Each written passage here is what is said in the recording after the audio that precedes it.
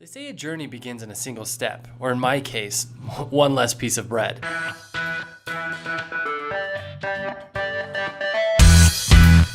My name is Chad, and I'm your test subject. I have sought out an expert in the field of nutrition and fitness, who I hoped would help me feel, better. They call him the biohacker, but I call him Eric. I hope you'll join me on a path that leads you and I to optimal fitness as we live our lives in ketosis. This is the Life in Ketosis podcast, a biohacker's guide to optimal body performance.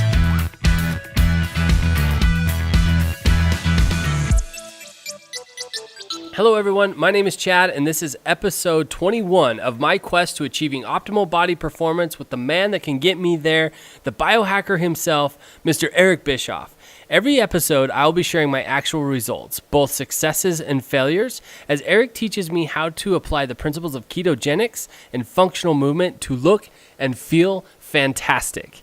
And just as a reminder, the first 5 episodes of this podcast are our foundational episodes. So if you haven't listened to those first 5 episodes, we encourage you to hit stop now, pause on this one, go back, get your foundation from those first 5 episodes, and come back and join us here. And this week is an interesting week. We've come up with a little bit of a concept here. It's up to this point, it's been a lot of talk on the podcast. Eric talks himself up a lot, and that's not true. That's not true. I'm forced in this seat today. But today, for those of you listening, and we're also recording this, and hopefully we'll go up on a YouTube channel, and that's why we wanted to do it in this format. But we have Eric on the bike today during the podcast. Last Sunday we did a podcast on HIIT training. And you wanted to go so deep into what happens with the body on a molecular level and how it interacts with keto and all that kind of stuff. And it was a short Sunday sup, so we said, let's do a longer episode and let's actually show a HIIT training and talk about it and talk about what our body's going through the different stages of the HIIT training and why we do certain things and that kind of stuff. So Hopefully the breathing's not too loud and the bike's not too loud for the audience, but I think it'll be really interesting to see what happens for Eric and have him talk about what's happening with his body as he goes through this HIIT training. So he's done a little bit of a warm-up. A little bit. A tiny bit of a warm-up. Not sweating yet. Yeah, a little bit. You've got some sweat coming through. I will be sweating. And I'll really try not to breathe hard, but I'm not going to... I've got a good HIIT workout here, and a lot of my biofitters know, and those that are out there that listen to podcasts, I'm a big fan of HIIT, high-intensity interval workouts, okay? I think you get big bang for your buck. So what we're going to talk about today, as I'll try to talk through this and not keep heavy breathing going on, Chad gave me all the rules before. He told me, don't chew gum, but I'm chewing gum. I have to chew gum when I ride. He told me not to listen to music, so it's going to be tough doing some hits without music because I'm music-based. I've got to have that. But anyway, we're going to talk a little bit about heart rate today, that perceived effort versus being heart monitored, okay? With that heart monitor on, I think it keeps you more accountable. I think it keeps you more engaged. You'll be able to connect with it. And it's not like keeping score, but in a way, I really want to know what your heart's doing. I want to know how high you're getting your max on your intensity. And we're really looking about the drop, which we'll talk about the drops, okay? Heart rate recovery, all right? And so we're going to talk about your energy pathways. In between some of my rides, I have a complete workout, but they said I can't do it because basically I'll be just breathing so hard, I won't be able to talk. I'm kind of breathing hard already. I haven't started yet. That was that warm-up. All right. And I know those out there that can't see me and listen to the podcast, I'll do the best I can, okay? Yep. And so we'll keep the rides a little short. We have a timer here. I'm riding a course that I ride on the RacerMate. It's St. George Ironman course. So it's pretty flat. The first part of my ride, I'm going to keep it flat. So anyway, we'll go through that, and then we'll talk about the energy pathways. Okay, so the first one I'm going to do, as we talk, I'm just going to warm up. Anytime we're in a HIIT, all right, we're trying to incorporate, of course, your VO2 to get warmed up, all right? We're not doing any lactate on this one. We're going to stay in the energy pathway. Basically warming up, you're in your mitochondria, okay? Yep. We've talked about that before. So in the mitochondria pathway, let's back up a little. We've got these 3 pathways that we've talked about before. You remember them? Or kind of? Nope. Okay. Nope. First energy But pathway. I'm fascinated. I'm ready to listen. First energy pathway is the phosphocreatine, all right? That's in your cytoplasm, in the cell. We're not in the mitochondria, okay?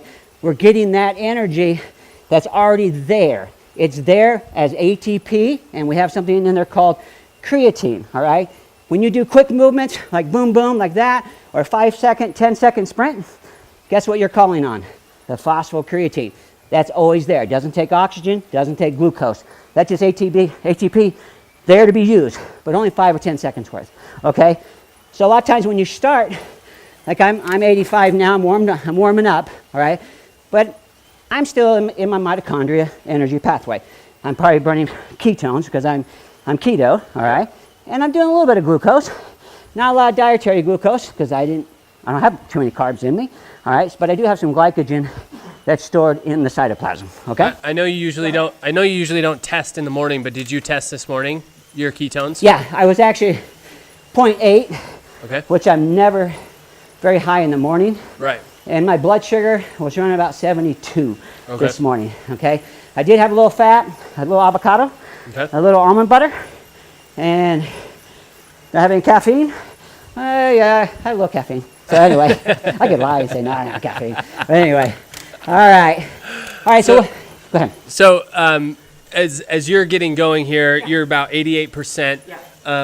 At what point do the ketones kick in and you're burning ketones, or is that how? That's what we're talking. Always burning ketones? No, if and part of the science of it is the goal of intensity, high intensity, is to be able to get at a higher intensity level, higher VO2. Okay, is my goal is to say, hey, at the lower intensity, you burn fat and you burn some glucose. Okay, and that's standard because in that mitochondria you have to have oxygen. Okay. Yeah. Fat cannot burn without oxygen. Yeah. So that's a slower intensity. But when I'm out and been working really hard is to say, hey, I can push my intensity up, and those who I train to say, hey, maybe we can incorporate some of those ketones at a higher intensity, not relying on the cytoplasm, the cytosol, lactate, okay? Yeah. So I'm gonna go ahead and go into lactate, and I'll try to talk during it, because right now I'm at 89%. I'm pushing on a pretty good little hill here. All right, so while you're doing that, while you're getting into that, I want to talk just a minute about motivation. Because you and I were having a conversation a couple of days ago, might have been on the podcast or may not have, but we were kind of reminiscing or talking about motivation and how you feel when you work out. And I thought it was interesting to have that conversation talking about, are you going to have a good workout today or not, right? And there's really, for you and I, and I'm assuming for a lot of people, there's really no way to tell. We can wake up early in the morning and feel great and get out there and just have the most painful workout ever. Or we can wake up and feel like crap and not wanting to do anything, and 5 to 10 minutes into the workout, it's the best workout of your life and you feel incredible. And so I just think it's interesting to not having that conversation, don't prejudge the workout before you get out there, before you get working, and just it's just a little bit like life. You don't know what's going to come your way, but you got to have coping skills. You got to have the ability to figure out, if I'm not feeling good, okay, where am I? I'm still going to push through. Where's my 101. Oh, 101. 101. How much time have I gone? You're at about 8 minutes. All right. So I'm backing you can off. see here. All right. So talk about what's All right, going here's on. what happened. I wanted a 1 minute interval, but I think we went longer. Okay. But I'm at 103, 102. So I pushed it. Here's what happened. When I first took off kind of easy, but I jumped right to 90, all right? So now that creatine phosphate, what we talked about, 5, 10, 15, 20 seconds is all I'm going to get out of that, all right? Yeah. Because remember, in the cytoplasm, try to visualize it, you have stored energy, ATP, and you have creatine. You have like 3, 4, 5 times the creatine, because when that ATP gets used by the muscle contraction, all right, it's going to take a phosphate from the creatine to make ATP. So you're trying to get better at recycling that, but it's really hard. You got to rest to get it to recycle. So after 90 or so, I tapped into lactate, all right? That's anaerobic glycolysis, all right? That means, remember, you have glucose coming in to the cell, then it converts to pyruvate. Pyruvate can do two things, or a little more than two things, but one, it can go into acetyl-CoA, then go into the mitochondria to be used as energy, okay? Through the Krebs cycle into the electron transport chain, give you that ATP. Since I'm in lactate, I'm running out of oxygen, maybe I sound like it, but it has to go to lactate. So pyruvate will convert to lactate. So what that does, that gives me 2 ATP. But if I went into the mitochondria, remember we talked before, that gives me 30-something ATP, all right? Okay. So what's bigger bang for your buck? The mitochondria. Right. But what happens when I went lactate, obviously I can't run on that very long because your body's, that's 2 ATP. But what we have that Cori cycle. And why I teach HIIT is because I want that VO2 to get stronger, push more oxygen. I want more stroke volume coming from the heart to push that oxygen to the muscle cells, okay? But also, I want that Cori cycle to get really efficient. What that means, as soon as I hit that, I feel a little burn in my legs. That's hydrogen ions, okay? That's a derivative going lactate, okay? What it's going to do, Chad, it will, and those out there, as you may know, it will shove it to the liver. It'll Cori cycle it, which means the liver says, hey, bring that to me, the lactate. I'm going to reverse the order, go from lactate to pyruvate through gluconeogenesis, and then back to glucose to the muscle cell. But the liver has to give up some energy to do that. It'll give up like 6 ATP. But I get I get the glucose coming back into the cell to produce 2, okay, ATP. So if you do that many times, okay, you'll get up to that 30 that you get in the mitochondria. Yeah. So that's the key, is becoming your lactate threshold, trying to get more efficient so I can hold that high intensity longer. Yeah. Okay? Yeah. So those are the pathways we've been bouncing through. Yeah. Okay? So a couple things here. We want to remind people that we're watching the drop. And your drop is a little bit slower right now because I'm talking. Because you're talking and we're running a camera and all of that kind of stuff. And so we can be pretty transparent about that. You're not going to drop as fast. Normally, what's your normal drop, or what are you looking for to drop? You freeze, and this is how I train. We want in 1 minute, okay? In those who I coach, I get them through these workouts and I change them up. We'll do 30-second, 60-second, 2-minute, 3-minute intervals, okay? And I'll adjust your drops. All right, what we're looking for is to get that, you freeze. Just freeze. Don't even move your head. I've coached last 3 years, probably over 5,000 heart rate workouts with people. And I'm staring at 25, 30, 100 a week looking at their drops. I've done Excel sheets where I know I can pick you out if you're in my tray. I know where you're going to drop, where you should drop, all right? I usually hit blue, and that's 60 to 69%, but I really got to quit talking, and I got to freeze, and we want to get to green, okay, and that's 70 to 80, 79, and then, yeah, right. So I am green, but I'm talking. But it took a few minutes to get there. Yeah, it's been a few minutes, but normally 1 minute I should go blue, okay? Yeah. All right, and so what happens, I'm going to go again real quick, and Chad can talk, but obviously I've been shut down, a couple minutes? Yep. Been talking? Yeah. All right. My heart rate hasn't really recovered, rest, but in my phosphocreatine, been a few minutes, I can regenerate some of that ATP in there, all right? But then I'm going to jump right back into lactate, okay? Yeah. And that's anaerobic glycolysis, okay? All right, so I'm just going to do a 30-second. Okay. As he's doing this, I want to talk about, last week we got together. You got a timer? Yep. I just want 30. Okay. 13:30, so at 14 you're good. So about a week ago we got together and I was working with Eric to program some of our HIIT trainings for BioFit clients, and we were doing this exact thing where we would go through the workout. The workout ended up being about 10 minutes long, and then we would lay on the ground perfectly still and measure our drop. And then we would take the average drop once we did that. I mean, we were going through your 30 seconds. Okay. So it'll catch up. It'll catch up. Yeah. So anyway, we did these HIIT trainings and we were programming for the BioFitters, a year's worth of programs. So we were doing a bunch of them. Immediately after doing the training, we would lay on the ground perfectly still and monitor our drop.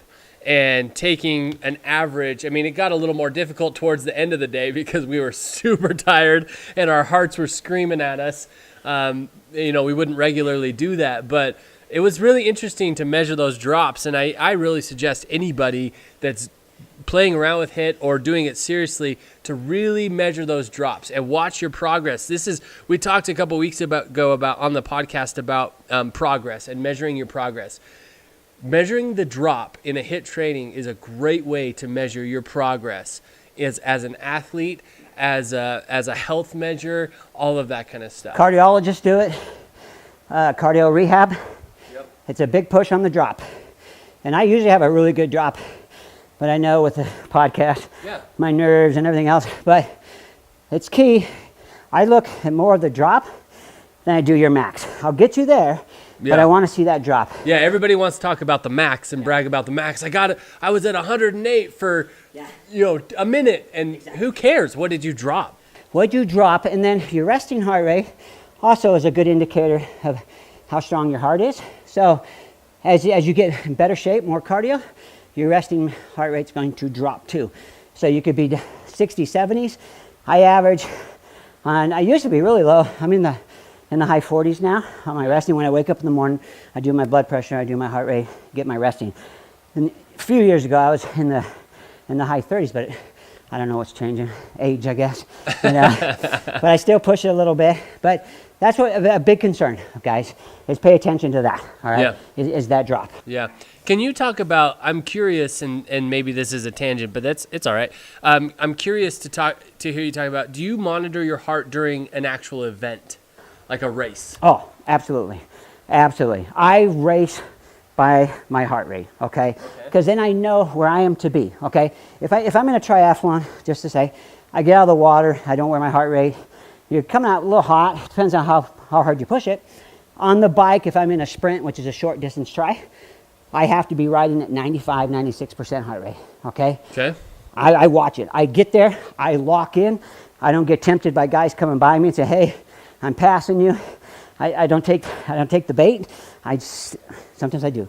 And I make a big mistake. But anyway, your ego gets in the way a lot. Yeah. But as you get older, your ego starts going like this. All right. But anyway, I get on it and I go and I hold that heart rate, and then I keep accountable, even up the hills and down the hills. In racing, a lot of people just give it up on the downhill. I hold my heart rate unless I spin out. If it's really steep, I'll spin out. I hold my heart rate all the way through the ride. Then when I get off, if it's a 5K, I got to hold 100% of my heart rate. Yeah. So I'm going full bore. Let me ask you this. So I don't know when you need to get back in. You've been out for about 3 minutes. So my question is, what would be different if your body was not in ketosis right now? Since we're in high intensity, okay, what we're doing, we're in the lactate threshold, okay? That's glucose base, all right? Because you're taking from your glycogen that's stored in that muscle tissue, okay? If you get too depleted, remember we're going Cori cycle, that's all glucose, your liver will kick out some glucose too, okay? But since we're depleting the lactate, like in my quads, my muscles, all right, remember, this glycogen here won't say, hey, calf muscle, take it. I don't need all of it. It stays in the muscle, okay? Yeah. In the muscle cell. Doesn't share. The liver shares the glycogen, okay? So basically on a high intensity, I am trying to get my body to say, hey, at the higher level, I want beta hydroxybutyrate molecule, ketone, to actually take some of that load. Yeah. Because sooner or later, when you keep going, like lactate, in 3 minutes, even up 2, 3, you start, with no choice of yours, you start going into the mitochondria. Because you can't keep that lactate going unless you become a Superman. You can just go lactate forever like Lance Armstrong or somebody like that. But what do you experience physically outside of the science that's happening inside your body? With ketones and without ketones, what are you experiencing? With ketones, I have more power, okay, and I do it through power wattage, okay, and that's how I test it. I test it on clocking my times and my intervals, okay? So I believe through hard training, through intense training, I can bring in a better fuel source into the mitochondria, which is beta hydroxybutyrate molecule, which is going to give me more ATP than a glucose or just a regular fatty acid, okay? Remember, when it hits that electron transport chain, creates way more energy, less free radicals, less damage, okay? So that's the benefit of powering. And then when I back off, I'm burning ketones right now, okay, because my heart rate's dropping, all right? So the key is we're in lactate, a little bit of phosphocreatine, we rip right through that, okay? And we end up in the mitochondria if I keep riding longer, okay? But one good thing we need to realize, what's so powerful about this is when you're running out of ATP, and let's say you're in the mitochondria and you're just producing a lot of ADP, okay? Because that's what ATP, when you use the energy, it becomes ADP. I don't want to go too deep here. But what's neat about it is when that ADP gets depleted, it becomes AMP, okay? I won't go through steps. But when AMP's there in your mitochondria, electron chain, it says, hey, it gives a signal to AMP K. AMP K says, hey, bring me more energy substrates into the cell. Bring me more glucose, or if you're really fat efficient or ketone, it could say, hey, bring me more ketones, all right? So it's pulling, and then besides that, it'll actually, what we call mitochondrial biogenesis, it'll signal, because deprivation's taking place, it'll say, hey, let's get some more mitochondria produced. So in that cell, you could have hundreds of mitochondria, up to thousands. You're going to get more mitochondria. That's your powerhouse. That's what produces the ATP. That's what gives you the contraction. That's what gives you your power. Okay? So that's why I wanted to do this high intensity type of podcast or video, is to say, hey guys, serious, you do it properly, you train properly, you incorporate this, you're going to get more VO2, which is oxygen. You're going to push it to your muscle cells, brain cells, neurons, whatever, okay? You're going to increase your lactate threshold, which means you can go longer just burning that lactate that's right in the cytosol, right there. That's the anaerobic glycolysis. And then when you need, you're going to go, you can actually spare that glycogen and use some of your mitochondria. That's your ketones and some fatty acids and glucose too. Okay? Great. Awesome. So, all right. Where are we going from here? All right, so what I'm going to do, I'm going to go ahead and I didn't quite make the hills here. So I'm going to ride a hill, okay, for 60 seconds. And then what I'm going to do, since I'm riding a pretty good hill, I'm going to be really pushing the quads here, okay? So I'm going to get a good burn, obviously. And I'm at what? I'm in green now. Oh, I just pushed up to orange, okay? And so I'm going to go through this. I do have some phosphocreatine, jump into lactate, and then we'll see how my hydrogen ions clear right afterwards, all right? So those of you listening, we may or may not, I mean, just if the audio skips, that just means it's too loud with the bike going at full speed and we didn't want to break your eardrums. So if it jumps or skips or whatever, just know that that's what's happening. We didn't want to break your eardrums. And how long are you going with this? 60. Okay. So can you talk a minute and tell us why you, right now, talk now, at 102%. 102%. Can you tell us why you choose to use cycling for your HIIT training, for the most part? I know you do some other stuff too, but why is cycling a good HIIT training mechanism, I guess, for lack of a better, I don't know what to call it. Number one is my knees. Yeah. They want to replace both these about 5 years ago. So it really keeps me, when I really stride out on a run interval, I really hurt the knees. Yeah. So it takes a lot of pressure off my knees. And I really like, because I still do run, but I like the cross training from my bike. Yeah. And I feel like I get a really good solid workout from it. And I can push myself probably a little more. In the younger days, I could really push the 5Ks and that, but once I get to a certain pain threshold, I guess I just start backing down a little bit. Yeah. I used to be able to go in the pain cave real deep, and that's why I also do a lot of high intensity stamina muscle type workouts, body weight, which what I'm excited about, because for our biofitters, we just designed 10 fantastic body weight challenge high intensity workouts. Yeah. They're coming out this week, right? Yeah. So 4 rounds, heart rate monitor on. I'm going to take your lactate, and I'm going to take your muscles into hard stamina, strength-wise, and you're going to deplete it. And we're going to monitor it. The drops, same thing. I do a lot of that. You heard I've done the Ring of Pain. Yeah. And a few people have taken me up on my challenge. I didn't challenge them, but they asked about it. They want to see if they beat my time. And so it's 4 rounds. and it's a tough workout. Nobody's done it yet, right? No, nobody's done it yet. But you guys are out there. You guys will squash me.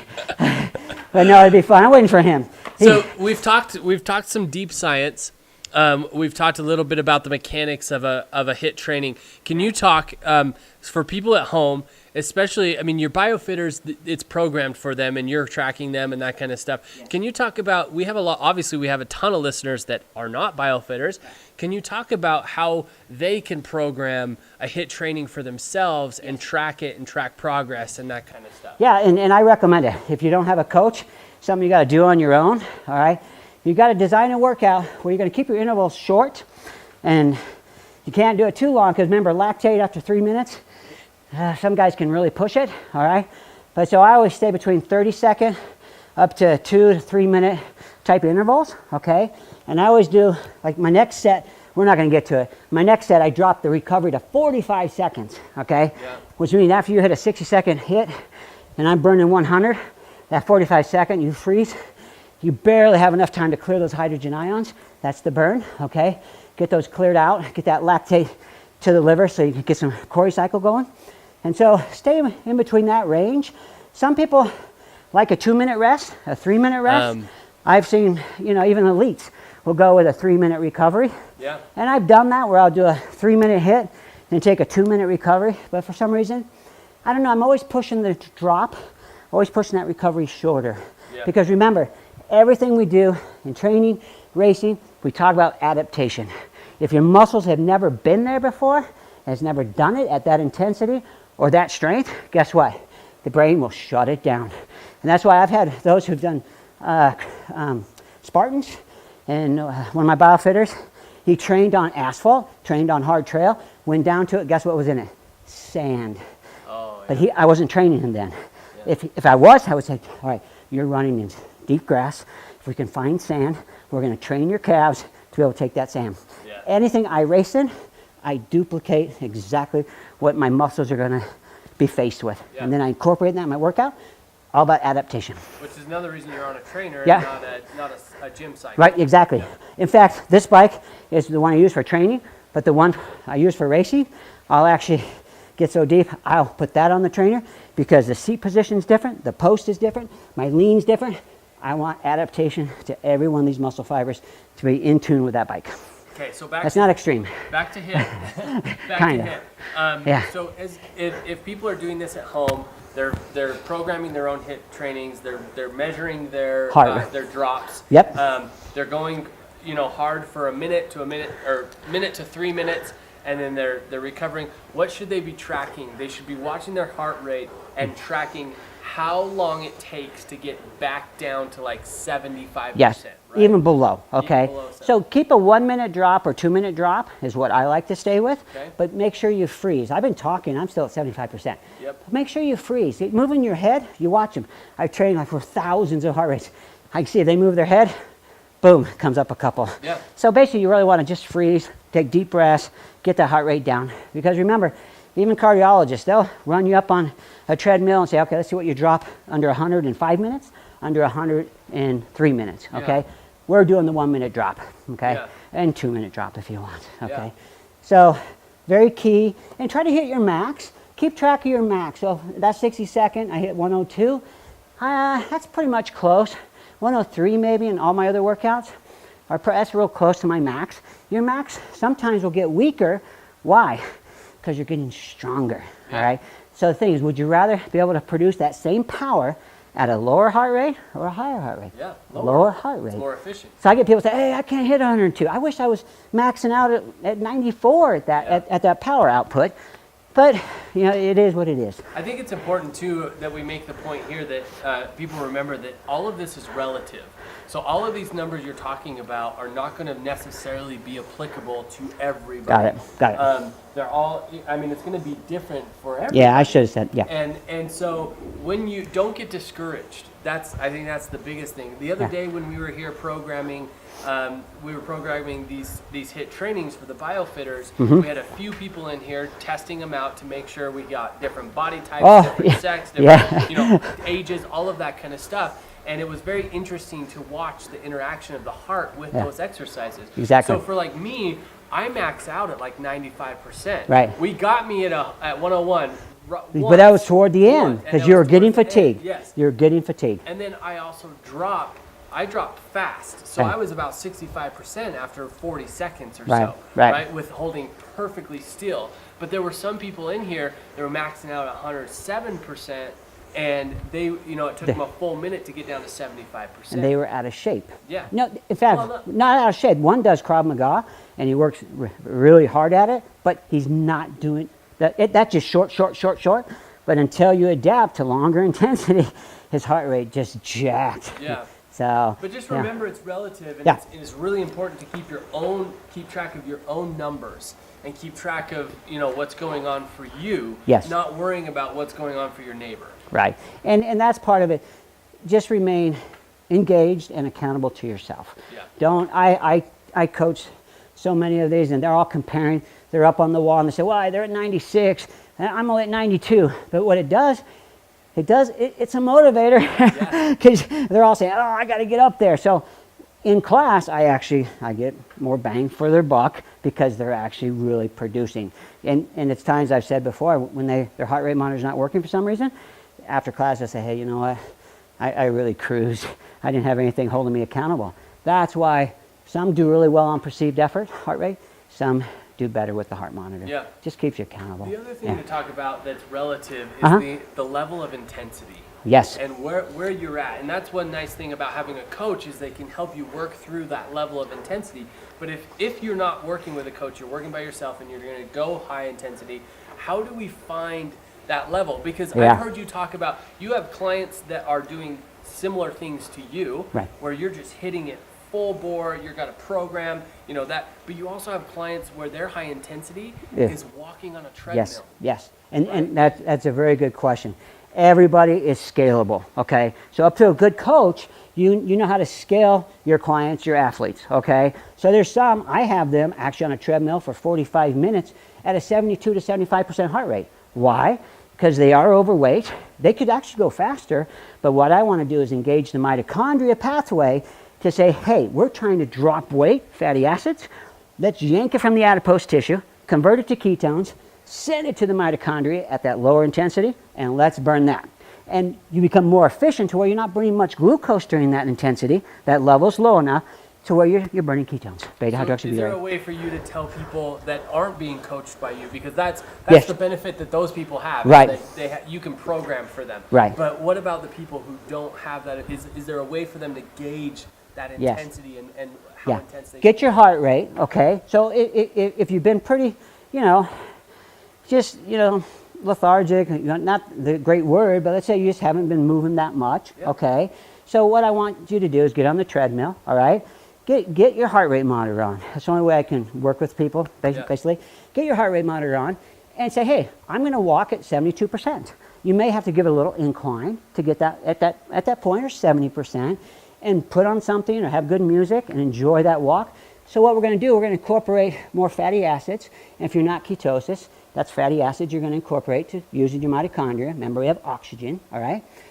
So if you're a ketosis, we're going to say, hey, let's just burn beta-hydroxybutyrate molecule, okay? And that's a good starting point. And I have people that are really good athletes that I make them do that once a week. Yeah.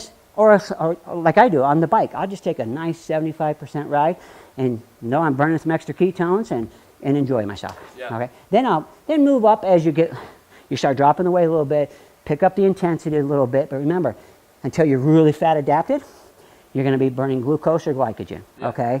So you're not going to be burning the adipose tissue. Yeah. Is there some sort of measurement that they can watch? Maybe it's their drop. If as their drop gets better, then they can increase the intensity, or And even after you're 72%, freeze for a minute, okay? And see how low you go. You may hit gray, okay?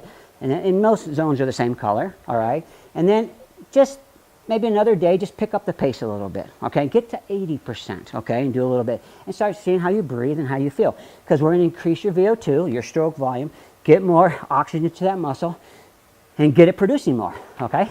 Yeah. And so, and this program here, like this complete workout, just once a week. I mean, there's guys, I used to do 2 hits a week. Some people they go to a club and they do 3-4 hits a week. I don't recommend it. As a coach, I want recovery, okay?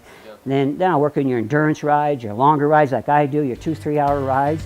And remember, the shorter the workout, a little higher intensity, you can bring down your training time.